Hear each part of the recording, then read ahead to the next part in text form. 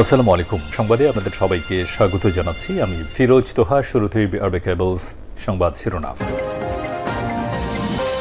পুরোদমে Iran, Israel এবং নিরীহ ফিলিস্তিনিদের মাঝে ভয়াবহ যুদ্ধ চলছে হামলা পাল্টা হামলা।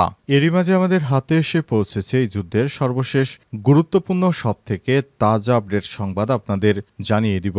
প্রথমেই জানাবো, গাজাবাসীকে স্থানান্তরের পরিকল্পনা আটকে দিল সৌদি আরব। আলহামদুলিল্লাহ, গাজার অধিবাসীদের জন্য অন্য দেশে স্থানান্তরের বিষয়টি মার্কিন প্রেসিডেন্ট ডোনাল্ড ট্রাম্পের পরিকল্পনা আটকে দিয়েছে সৌদি আরব। আজ মিডল ইস্ট মনিটরের এক প্রতিবেদনে তথ্য নিশ্চিত করা হয়েছে। ইহুদিবাদী ইসরায়েলের প্রধানমন্ত্রী এবং যুক্তরাষ্ট্রের প্রেসিডেন্ট ডোনাল্ড ট্রাম্প এই দুই কুখ্যাত সরকার মিলে গাজাবাসীকে পৃথিবীর অন্য দেশে স্থানান্তর করতে চেয়েছিল, কিন্তু তাদের সেই প্রস্তাব থেকে সরাসরি সৌদি আরব বাতিল করে দিয়েছে। এখন থেকে গাজাবাসী তাদের নিজ ভূখণ্ডেই থাকতে পারবেন। তাদেরকে নেতানিয়াহু চাইলেই অন্য কোনো দেশে সরাতে পারবে না।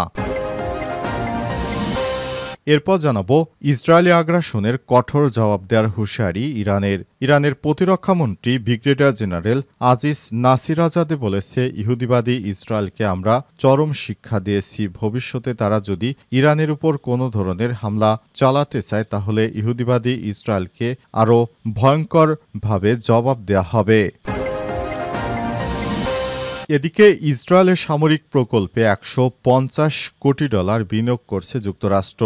ইসরায়েলের সেনাবাহিনীকে পুনর্গঠন করার জন্য ইহুদিবাদী ইসরায়েলের উপর এবার $150 কোটি বা $1.5 বিলিয়ন বিনিয়োগ করছে যুক্তরাষ্ট্রের সরকার। এই অর্থ দিয়ে ইহুদিবাদী ইসরায়েলের সেনাবাহিনী, বিমানবন্দর বা সামরিক অবকাঠামো নতুন করে নির্মাণ করে দিবে যুক্তরাষ্ট্র। এতে ইহুদিবাদী ইসরায়েল যাতে আগের থেকে আরও বেশি শক্তিশালী হতে পারে। এদিকে নেতানিয়াহুকে অযোগ্য ঘোষণা করতে ইসরায়েলের সুপ্রিম কোর্টে আবেদন। ইহুদিবাদী ইসরায়েলের প্রধানমন্ত্রী বেঞ্জামিন নেতানিয়াহুর বিরুদ্ধে এবার সুপ্রিম কোর্টে একটি আবেদন করা হয়েছে। সেখানে ইহুদিবাদী ইসরায়েলের প্রধানমন্ত্রী বেঞ্জামিন নেতানিয়াহুকে অযোগ্য ঘোষণা করতে সুপ্রিম কোর্টে ওই আবেদনটি করা হয়েছে। তবে এ বিষয়ে সুপ্রিম কোর্টের পক্ষ থেকে এখনও কোনো রায় দেওয়া হয়নি।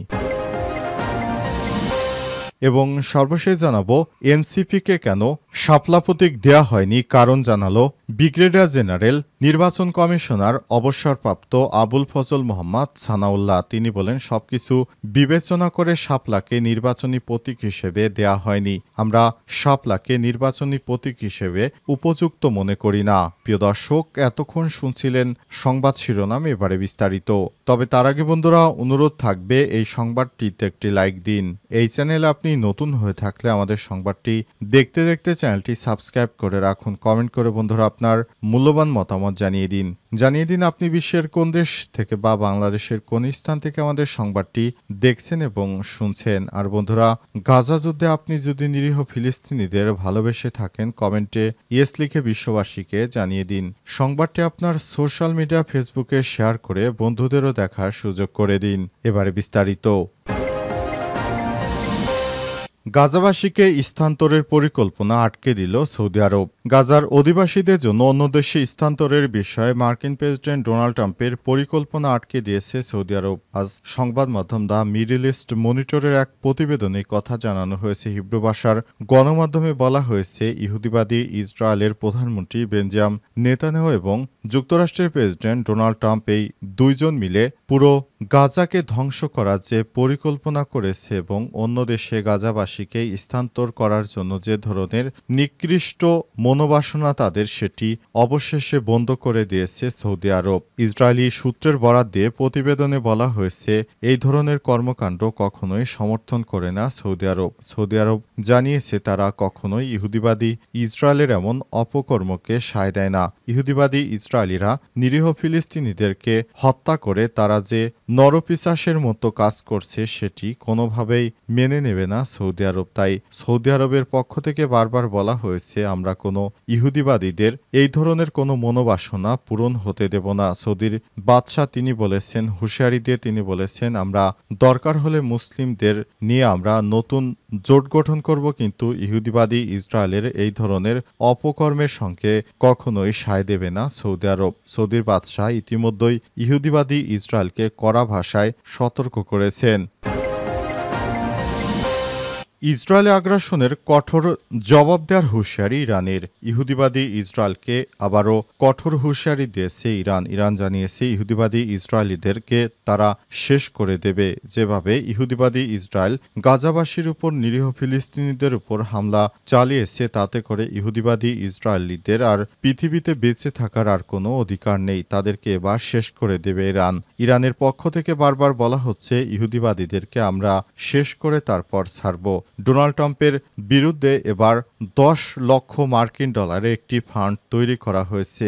যুক্তরাষ্ট্রের প্রেসিডেন্ট ডোনাল্ড ট্রাম্পকে যে হত্যা করতে পারবে তাকে ফান্ড দিয়ে দেওয়া হবে, এমনটা জানিয়েছে ইরান। ইরান জানিয়েছে, এখন থেকে আর ডোনাল্ড ট্রাম্প চাইলেই তার বাসভবনে আকাশের দিকে মুখ করে রোদ পোহাতে পারবে না, তাকে সেখানেই হত্যা করা হবে, এমন ঘোষণা দিয়েছে তারা। জানা গেছে, ইতিমধ্যেই 10 কোটি ডলারের যে ফান্ড গঠন করেছে তার ভিতরে 4 কোটি ডলার ইতিমধ্যেই ফান্ড কালেক্ট হয়ে গেছে।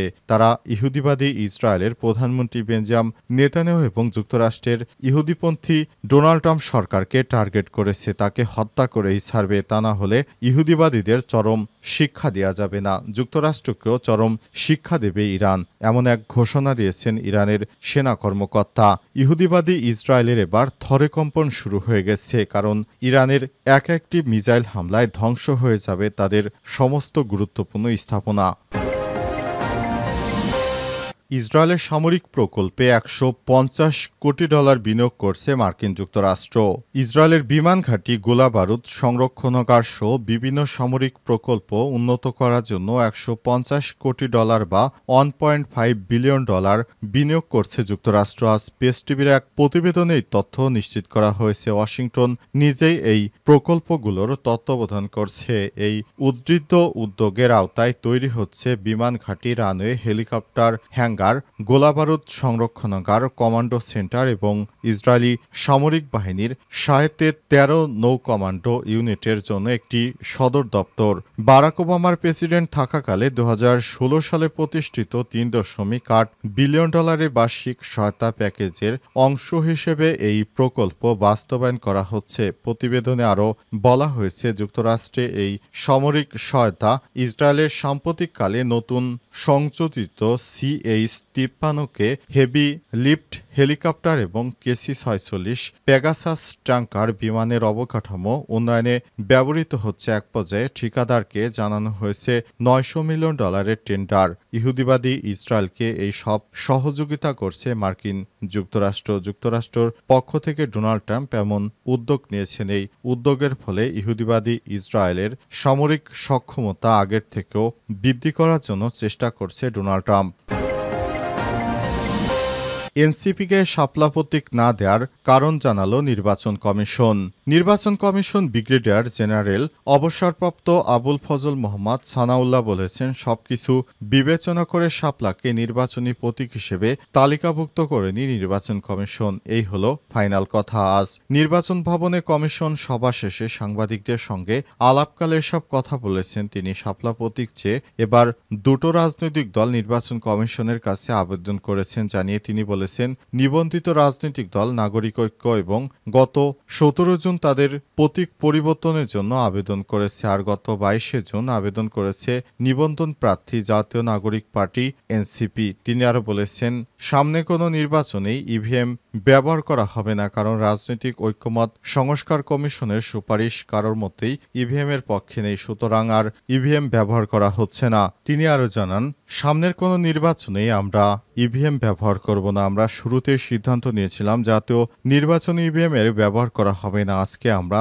চূড়ান্তভাবে সিদ্ধান্ত নিয়েছি যে কোনো স্থানীয় নির্বাচনে এটি ব্যবহার হবে না, অর্থাৎ সামনেও কোনো নির্বাচনে এই ইভিএম ব্যবহার করা হবে না বলে নির্বাচন কমিশন সানাউল্লাহ। সারা দেশে যেসব ইলেকট্রনিক্স ভোটিং মেশিন বা ইভিএম আছে সেগুলো নিয়ে এখন কি করা হবে সে বিষয়ে সিদ্ধান্ত নেওয়ার জন্য একটি কমিটি গঠন করা হবে বলে জানিয়েছেন তিনি আরও জানান, প্রবাসী বাংলাদেশিরা এবার পোস্টাল ব্যালটের মাধ্যমে ভোট দিতে পারবেন। প্রবাসীরা এবার ব্যালট পেপারের মাধ্যমে বাংলাদেশে ভোট দিতে পারবেন এবং তাদের প্রতিনিধি নির্ধারণ করতে পারবেন।